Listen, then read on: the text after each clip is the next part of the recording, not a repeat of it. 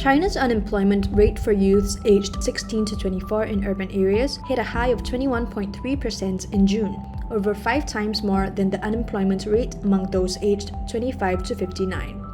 This worrying increase led to China suspending publication of its youth jobless data on August 15, with netizens speculating that it was an attempt to try to hide negative information. Why has China's youth unemployment rate risen by so much? What short-term consequences are there, and will there be any impact on the region?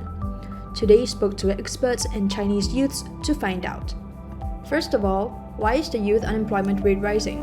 According to experts, China's shaky economic recovery after lengthy pandemic lockdowns is one factor behind the increase in youth unemployment. They added that a stagnating private sector, which accounts for 80% of urban employment, is also to blame. Another factor could be that young people in China are relying on family support from their parents and grandparents, meaning that they can afford to be picky in their job search.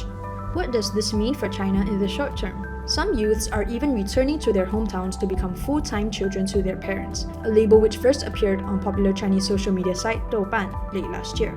These professional children are paid by their parents to accompany them and run errands for the family.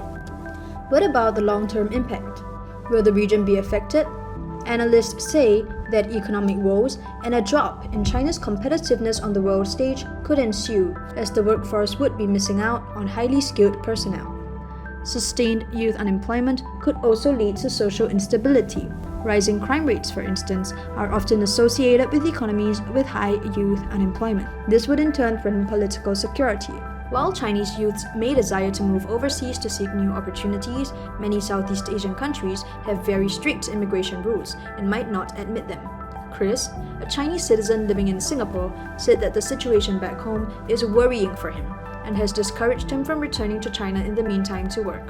The 29-year-old, who works in the finance sector, said that Singapore would be a prized destination for Chinese graduates.